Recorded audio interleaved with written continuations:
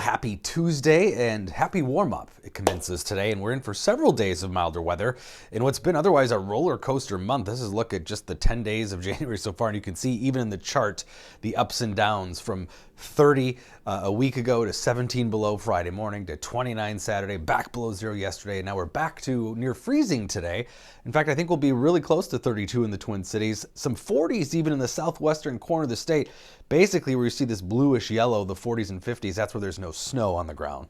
So that's helping things out there. So not quite 40 here, but it's kind of a compromised warm-up. We're not going to really melt a lot of snow. We don't have much to give up, but also a break from the cold. In fact, temperatures already 20 to 30 degrees warmer than 24 hours ago. You go west in the Dakotas, it's 40 degrees warmer than just 24 hours ago. We have got just a band of some clouds, some high clouds that'll filter that sun out a bit. This is the first of a few ripples in the atmosphere. This one won't do much, and the next two will mainly be minor light snow disturbances early tomorrow, and then again early on Thursday, ahead of the potential bigger system that we're talking about on Friday. So here's one ripple. This is looking at a water vapor loop. So we're looking at the middle of the atmosphere, moisture about 10,000 feet up. So there goes the first one. Here's tomorrow morning's ripple, a quick shot of light snow. It's going to be pretty narrow, and then another one here early Thursday. That one has maybe a little better chance of giving us a dusting to as much as a half-inch of snow again Thursday morning. And the problem with both of these is they'll be timed during that morning commute,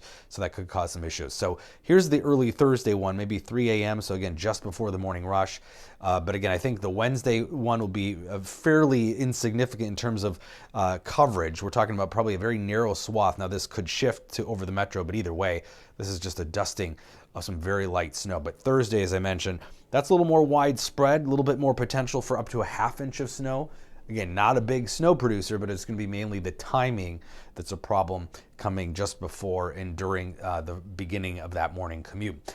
And then our eyes really focus on this Friday system, which has taken a shift here over the last 12 to 18 hours. So there is some news on that front. And if you're a snow lover, it may not be the news you want to hear, but no reason to get concerned just yet. But this is a shift from the European model. Yesterday had the bullseye just west of the Twin Cities, but now in the overnight runs and all the models doing something similar, a big shift to the southwest by about 150 miles. And the issue here, we'll talk about in a second, but this is the American model showing basically the same thing. Large area of snow that was basically over Minnesota and now moving west, but still in parts of western Minnesota. So those odds of snow, again, when we look at the ensembles, the dozens of different scenarios from all the different models, and we calculate the probabilities, big shift here over the last 24 hours. And I told you this would change again, so don't pay attention to the specific numbers, but the odds now decreasing because of that track change of seeing maybe a significant snow in the Twin Cities. It doesn't mean it's a slam dunk just yet. This track could change again. A lot's going to happen today. But what we're watching for here and what the models are picking up on is we're going to be right on the edge of the cold and warm air, which you need to be in that storm track. But if we're too much into the cold side of that boundary, that pushes the heavier snow off to our west. So that's this very narrow area that we're watching. Meanwhile, mild temperatures continue through the weekend, but we're going to start to see some cold come back to our side of the hemisphere potentially next week. So there are some early indications that next week we'll see a cooling trend. So definitely take advantage of these milder temperatures. But look at this. Each day, I think we'll see a high of 20 plus degrees right through the weekend. We have not seen that yet in January and not consistently since around Christmas and before that. In fact, low 30s today and tomorrow. Again, a couple light minor snow chances, the more significant being the early Thursday morning one, which could give us more of a coating.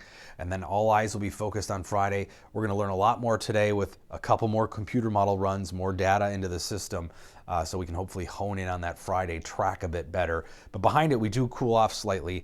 It looks like Saturday before temperatures pop back up Sunday. Hey everyone, meteorologist Sven Sundgaard here. Please be sure to like this video, also subscribe to my YouTube channel, and share this with others.